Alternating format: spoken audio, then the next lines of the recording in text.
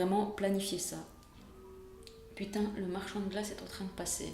Pas que j'ai envie d'une glace, mais il est en train de bousiller mon micro. Salut tout le monde, j'espère que vous allez bien. Aujourd'hui, je vous retrouve encore une fois pour une vidéo sur la méthode KonMari, mais cette fois, je vais vous donner mes 10 conseils si vous appliquez la méthode. En lisant le livre de Marie Kondo, je me suis rendu compte qu'il y avait beaucoup de choses sur lesquelles j'étais pas du tout d'accord avec elle. Et en même temps, il y a des choses où je me suis dit, mais la meuf, elle a carrément raison. Mon premier conseil, c'est vraiment de visualiser. Ça, c'est un conseil que Marie Kondo donne dans son livre et ça me paraît vraiment essentiel. En même temps, je pense que c'est essentiel dans plein de domaines de la vie de visualiser ce que vous voulez et même de mettre par écrit la vie dont vous avez envie, parce que vraiment tout le monde a des points de vue différents et la maison de, je sais pas moi, mon appartement est différent du vôtre, est différent encore d'une autre personne. Mon deuxième conseil, je pense que Marie Kondo le mentionne aussi dans son livre, c'est quand vous faites votre rangement, honnêtement, vous interdisez le passage à toute personne, à votre famille, vos amis, etc. Tout le monde va vous donner un avis sur ce que vous jetez, ce que vous gardez. Il y a des personnes qui vont vouloir prendre certaines choses que vous allez jeter alors que vous savez pertinemment que ça ne leur servira strictement à rien. Donc, maintenez l'espace pour vous. En lien avec ce que je viens de mentionner, Marie Kondo estime que ce qui est inutile pour vous le sera forcément pour quelqu'un d'autre. Parce que parfois, quand on jette des choses, on a tendance à les donner autour de nous, etc. Et au final, en fait, les choses vont stagner chez les autres personnes. Honnêtement, évitez de désencombrer, mais d'encombrer en contrepartie la maison des autres. Si vous estimez que tel objet ou je sais pas, tel bouquin va vraiment servir à votre mère, votre soeur, votre frère, ok, donnez-lui. Mais si vous vous dites qu'au final, ça va quand même traîner chez eux, jetez-le ou donnez-le à une association. Mais ne le donnez pas autour de vous. Mon quatrième conseil, justement en lien avec ce dont je viens de parler, c'est jeter. Ça, c'est vraiment une chose qui m'a marqué dans le bouquin. Elle parle de jeter, mais pas de donner, vendre, etc. Bon, la question de donner, on vient d'en parler. Évidemment, il ne faut pas donner juste pour se débarrasser, mais donner si c'est utile à une personne. Mais honnêtement, ce que j'ai vu sur la chaîne d'Eve Martel, qui est une youtubeuse canadienne, elle fait 4 catégories. Donc vous avez la catégorie à donner, à vendre, à rendre si c'est quelque chose que vous avez emprunté à quelqu'un, et à jeter si vraiment ça ne rentre dans aucune des catégories. Ok, vous pouvez le jeter, mais je veux dire, on n'est pas à une époque où on peut encore, je pense qu'à n'importe quelle époque on ne peut pas se permettre de jeter les choses comme ça. Mais si vous pouvez les donner à quelqu'un, donnez-le. Si ça ne sert pas à quelqu'un de votre entourage, essayez de vous renseigner, voir si ça peut être utile à une association, une école, un club sportif, j'en sais rien moi, mais faites vraiment ça. Ensuite, vous pouvez aussi vendre les choses. Je sais que moi, dans mon processus, j'ai vendu quand même énormément de choses et j'ai récupéré pas mal d'argent. Alors, vous faites pas d'illusions, vous n'allez pas vendre les choses des fortunes, mais c'est toujours mieux que rien du tout, puisque vous avez quelques euros par-ci, quelques euros par-là. Au final, ça fait quand même une belle somme. Et enfin, si vous avez des choses que vous avez empruntées, eh bien, rendez-les à la personne. Cinquième conseil, ne laissez pas traîner les objets que vous désencombrez. Exemple, si vous avez l'intention de porter les vêtements dans une association, à la Croix-Rouge, etc., ne les laissez pas traîner pendant des semaines à côté de la porte, parce que c'est vraiment le meilleur moyen de récupérer des choses que vous alliez jeter. Tout comme si vous vous débarrassez de matériel électroménager, où vous vous dites « ça, je m'en suis servi une fois en 3 ans, je m'en servirai plus », vous le mettez près de la porte et puis vous allez passer devant et vous allez vous dire « ouais, finalement, je le garderai bien ». Donc sincèrement, essayez, c'est pas toujours facile évidemment, je sais pas si vous désencombrez toute la journée, vous avez fini à 6h, vous avez envie de faire autre chose que d'aller porter les vêtements à tel ou tel endroit.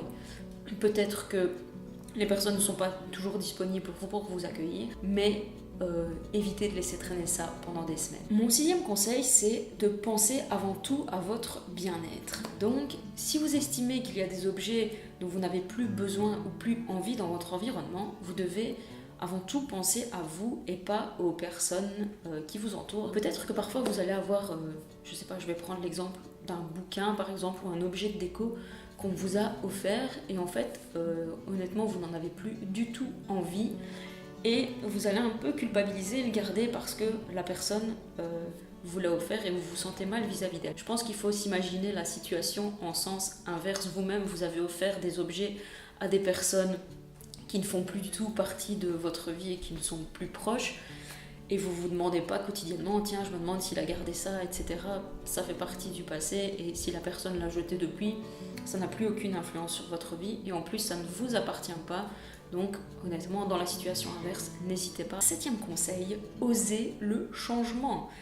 C'est quelque chose de très difficile, je trouve, au début, de désencombrer, parce qu'on est vraiment perturbé de se dire, tiens, je vais me débarrasser de ça, mon Dieu. Personnellement, quand je me suis débarrassée de certains objets, j'avais l'impression que j'étais en train de littéralement jouer ma vie. Vraiment, n'hésitez pas, osez le changement, c'est un peu inconfortable au début, mais surtout, vous devez garder en tête la première étape qui était de visualiser la vie dont vous aviez envie. Mon 8e conseil, à mon avis, je vais pas trop dans l'ordre, mais bon, on s'en fout. Mon 8e conseil, c'est de vraiment tout sortir de vos armoires. Donc ça, Marie Kondo le propose dans son livre. Vous devez vraiment tout mettre à même le sol, ou bon, au pire, à même une table si ça vous ennuie d'aller au sol. C'est vraiment une façon de se rendre beaucoup mieux compte de tout ce qu'on possède. Parce que, par exemple, moi, quand j'ai vidé ma bibliothèque, je me suis dit, mais non, je vais pas sortir tous les livres, je sais très bien les prendre comme ça. Et en fait, j'ai tout sorti, j'ai fini par tout étaler au sol. Et là, je me suis rendu compte que j'avais effectivement beaucoup trop de livres. C'est une chose que vous devez faire, sortez tout, et en même temps, ça vous permet par la suite d'agencer vos meubles, vos armoires d'une façon plus optimale. 9e conseil, pour cette séance spéciale, planifiez-la. Si vous lisez le bouquin, ne vous dites pas « Ah, je le ferai un jour, etc. » et au final, vous ne le mettez jamais en place. Il faut vraiment pouvoir consacrer du temps à ça. Après, je ne vous dis pas qu'il faut prendre des vacances. Moi, quand j'ai appliqué la méthode, j'ai continué à travailler et je faisais ça le soir quand je rentrais et le week-end. Mais essayez quand même peut-être de vous agencer, de le planifier à des moments où vous avez moins de choses. Si vous êtes dans une phase où vous avez énormément de choses au travail et que, je sais pas moi, vos enfants sont en examen ou que vous-même vous allez au cours, vous êtes en examen, effectivement, c'est pas la bonne période. Comme Marie Kondo le mentionne dans son livre, c'est pas, même si c'est une séance spéciale, c'est pas une chose qui va vous prendre une journée, honnêtement. Ça peut vous prendre plusieurs semaines et c'est pas grave, mais voilà. Et enfin, mon dernier conseil est de surtout ne pas vous mettre la pression par rapport à cette méthode, par rapport au livre ou à Netflix, ou même par rapport aux conseils que moi-même je suis en train de vous donner. Chaque cas est unique, vous prenez vraiment dans cette méthode ce qui vous intéresse, ce qui vous plaît. Après, évidemment, si vous vous dites à chaque point « Oh non, je vais pas acheter les vêtements, je vais pas jeter ça, je vais pas jeter ça », c'est que vous n'êtes peut-être pas prêt, ou ça va juste être foireux. Mais ce que je vous dis, c'est de garder un esprit critique par rapport à la méthode, c'est-à-dire que c'est pas une bible. Moi-même, les conseils que je suis en train de vous donner, voilà, c'est un peu ce qui ressort de ma propre expérience, et c'est pas ce que Marie Kondo dit. Par exemple, tout ce qui concerne les photos, elle propose de les jeter, et ça, c'est vraiment quelque chose dont je suis incapable. Enfin, ça, pour moi, c'est quelque chose d'important. C'est quand même des choses qui finalement me procurent de la joie de voir ces photos-là. Si vous êtes aussi en désaccord avec certains points, je veux dire, c'est tout à fait correct. Tout comme la méthode KonMari n'est pas une méthode unique. Je veux dire, il existe plein de choses.